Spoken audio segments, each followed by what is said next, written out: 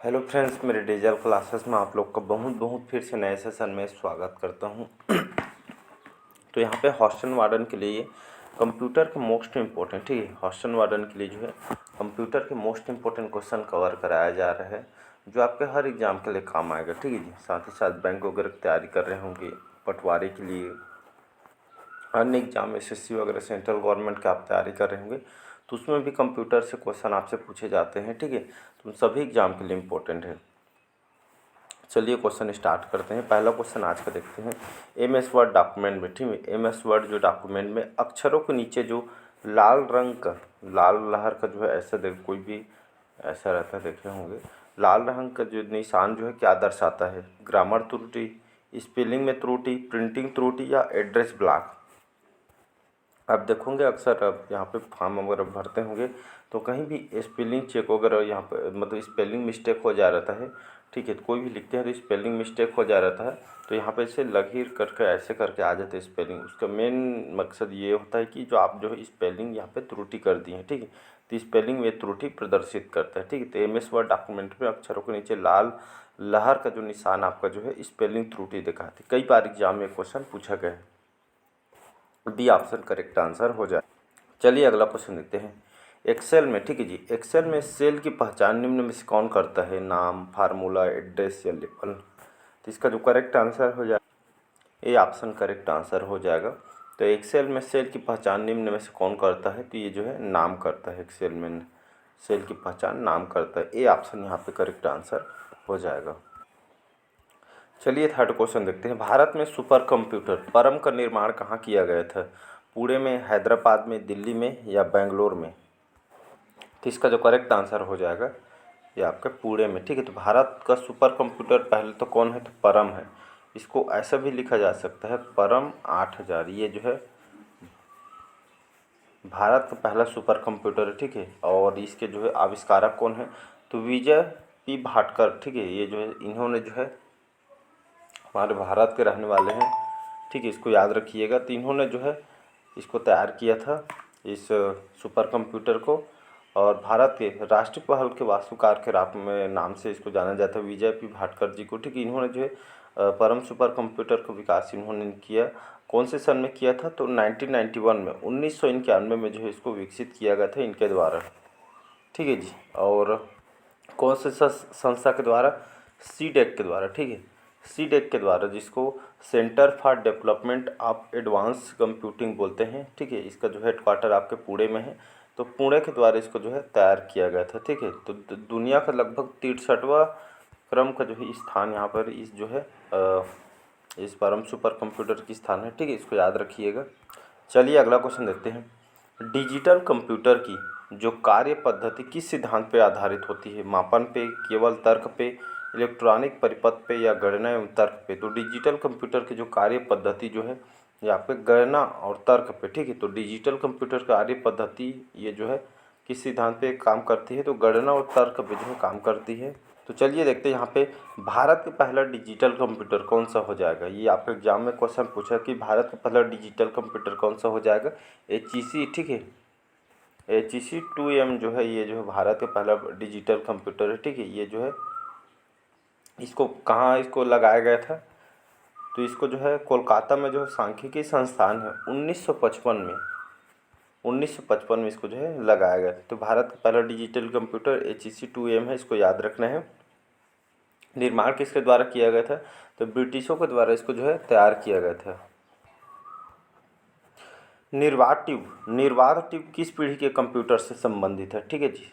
तो निर्वात ट्यूब जो है किस पीढ़ी कंप्यूटर से संबंधित? प्रथम पीढ़ी कंप्यूटर, द्वितीय पीढ़ी, तृतीय पीढ़ी या इनमें से कोई नहीं। तो इसका जो करेक्ट आंसर कल भी बताया था मैंने कि निर्वात ट्यूब है जो है प्रथम पीढ़ी कंप्यूटर से संबंधित है। आपसे पांचों पीढ़ी आपको याद होना चाहिए। पहली पीढ़ी ये जो कब से कब तक रहे? 1940 से लेकर 1956 तक, ये पहला हो गया। दूसरा ये आपका जो है मतलब 1940 से 1956 तक विकसित हुआ पहला जो है पहली पीढ़ी कंप्यूटर। उसके बाद 1956 से 1963 ये जो है दूसरी पीढ़ी। इसके बाद तीसरी थर्ड में आएंगे तो आपका 1964 से 1971 तक, ठीक है, 1964-71 तक ये आपका जो है थर्ड जो है जनरेशन की कंप्यूटर विकसित हुई। चौथी पीढ़ी जो है आपके 1971, ठीक है, पाँचवीं पीढ़ी जो है अभी विकसित हो रही है, ठीक है। ये सभी जो जनरेशन आपको जो है पता होना चाहिए, ठीक है, जिसमें आपका वैक्यूम ट्यूब जो है पहला पीढ़ी में आता है। इसके बाद जो है ये वैक्यूम ट्यूब फिर बड़े आकार में सीमित होती, फिर दूसरी पीढ़ी में ट्रांजिस्टर लगते हैं। थर्ड में आपका जो है सर्किट वगैरह लगती ही बिजली खपत पेश की। चौथी में आपका जो माइक्रो प्रोसेसर, ये सभी का जो है इसमें जो है धीरे धीरे विकसित हुआ, ठीक है जी। इसको याद रखना है क्योंकि ये क्वेश्चन आपसे पूछे गए हैं। अगला क्वेश्चन देखते हैं कि प्रथम पीढ़ी, ठीक है, अभी बता दिया मैंने, प्रथम पीढ़ी के कंप्यूटर प्रयोग क्या करते थे, उसमें जो कैसे जो है क्या क्या इसमें प्रयोग करते थे, vacuum tube, transistor, silicon chip या मैग्नेटिक कोर। तो अभी मैंने बताया प्रथम पीढ़ी के कंप्यूटर, इसका जो विकास कब से कब तक हुआ था, ठीक है, 1940 से 1956 तक ये जो प्रथम पीढ़ी के कंप्यूटर ये आपका विकसित हुआ। जिसमें से पहली पीढ़ी में वो आपका वैक्यूम ट्यूब का जो है प्रयोग किया जाने लगा, ठीक है। इसके बाद मतलब जो है दूसरी में पीढ़ी में ट्रांजिस्टर छोटे, और इसमें तीसरी में जो है सर्किट चिप, फिर इसमें जो है चौथी में आपका जो माइक्रो प्रोसेसर, ये जो पर्सनल कंप्यूटर का जो है विकास हुआ था, ठीक है जी। तो इसको याद रखना है आपको, सभी क्वेश्चन इंपॉर्टेंट है और आपका सिलेक्टेड क्वेश्चन माइक्रोसॉफ्ट है, ठीक है जी। तो माइक्रोसॉफ्ट कॉर्पोरेशन का संबंध किस उद्योग से है, soft drink, computer software, motherboard या उच्च गुणवत्ता के सूक्ष्मदर्शी से। तो इसका जो करेक्ट आंसर हो जाएगा बी ऑप्शन। तो माइक्रोसॉफ्ट कॉर्पोरेशन जो है कंप्यूटर सॉफ्टवेयर से जो है संबंधित है, ठीक है। जाने माने जो है आईटी कंपनी है, ठीक है जी, और विश्व के जाने माने जो है बहुराष्ट्रीय कंपनी है, ठीक है, इसको याद रखना है। और इसकी स्थापना कब किया गया था, इसकी स्थापना जो है 4 अप्रैल 1975 में जो इसकी स्थापना किया गया था। बिल गेट्स और पॉल एलन इसके जो है संस्थापक हैं, ठीक है जी। इसका हेडक्वार्टर आपका यूएसए में है, यूएसए मतलब अमेरिका में इसका हेडक्वार्टर है, ठीक है जी। और सत्य नडेला भी इसका जो है सीईओ हैं, इसको आपको याद रखना है।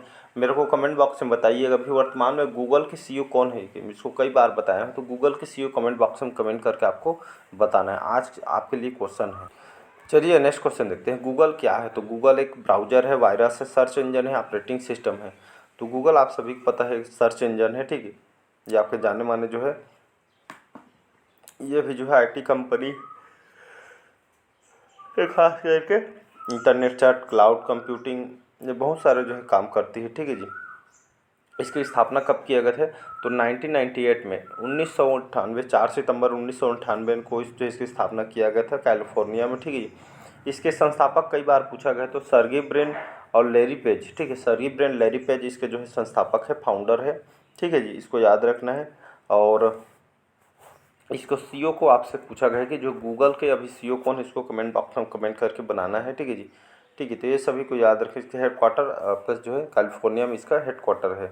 अगला क्वेश्चन देखिए। चलिए अगला क्वेश्चन है, आईबीएम क्या है, तो सॉफ्टवेयर है, प्रोग्राम है, कंपनी है, या आपका हार्डवेयर है।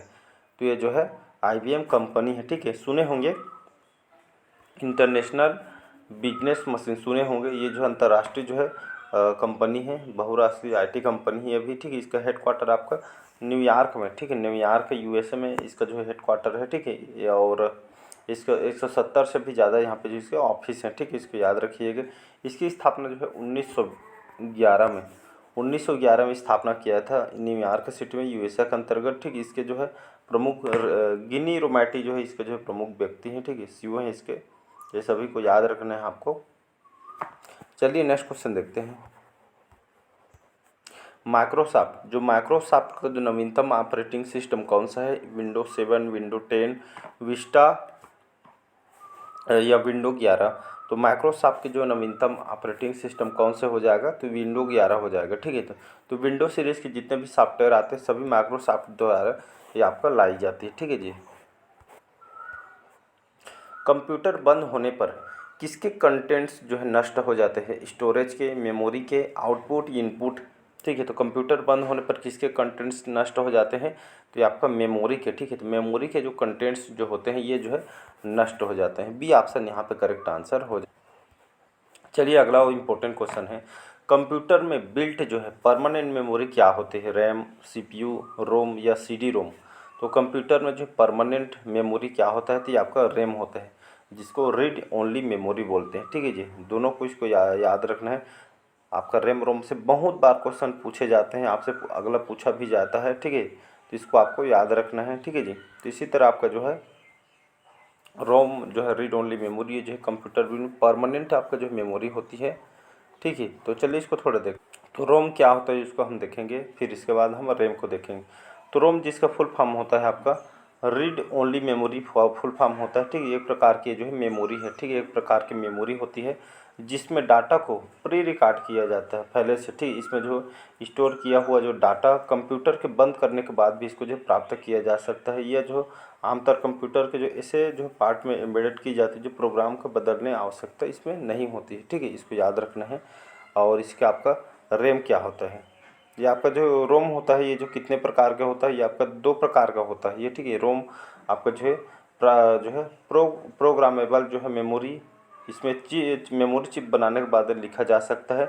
इरेजेबल प्रोग्रामेबल रोम, जिसको इस मेमोरी में लिया गया डाटा जो अल्ट्रावायलेट रेज के जो संपर्क में आने से जो है इसको मिटाया जा सकता है। ठीक है जी, और इसके बाद जो है इलेक्ट्रिकली जो ये इरेजेबल प्रोग्रामेबल रोम, मास्क रोम, ये दोनों को इसको याद रखना है।